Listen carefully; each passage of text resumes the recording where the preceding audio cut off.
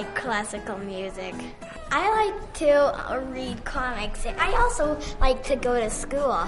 Something that I know a lot about and want to tell you about is sensory processing disorder. SPD is when the messages that your brain gets from your senses are not organized, so you don't respond to things like most people do. This makes it hard to do everyday life stuff like getting ready for the day, going to school, eating, and playing. You can have SPD by itself, or you can have it with other things like autism. I have autism and SPD. Everyone has 7 sensory systems. They are sound, taste, smell, vision, touch, proprioceptive, and vestibular.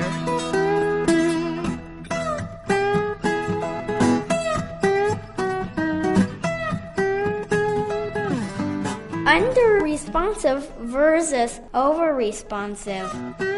You can think of your sensory systems as being a cup, and water is that type of a sensory input.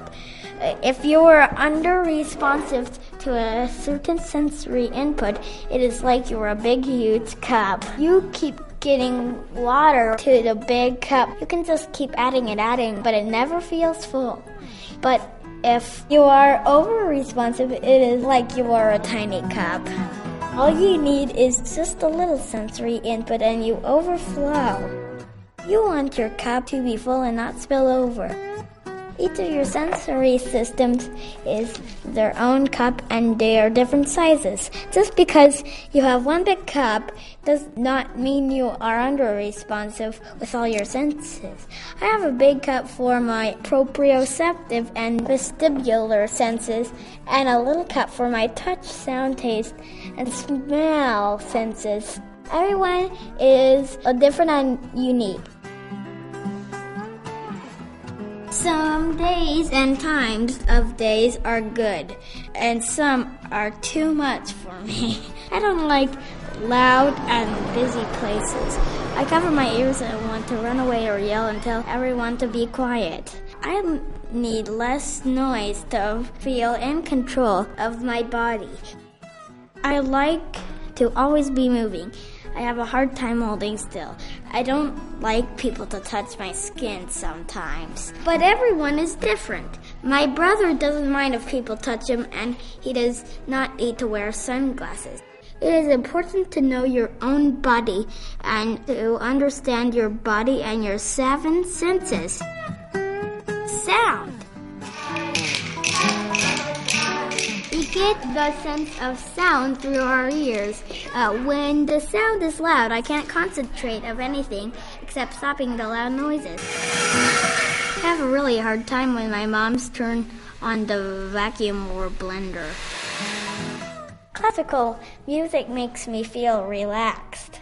I like jazz too. It's nearly the same thing. Taste and smell. When we eat or put things in our mouth, we use our chemical senses, taste and smell. Every time you eat, you use these senses. Vision. Our eyes are how we use our sense of vision.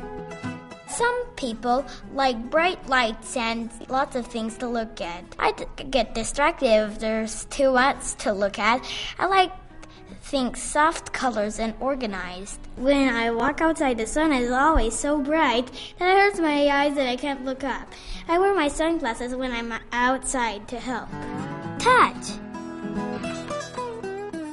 Some people don't like to be touched, and I don't like my hands to be messy. It makes me feel bad.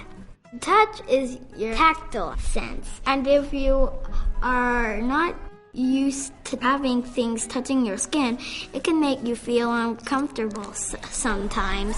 Certain clothes, tags, and shoes can really feel not right for an opinion. For most people, their brain gets used to that uncomfortable clothes. But for me, I just can't think of anything else but the tag that is bothering me.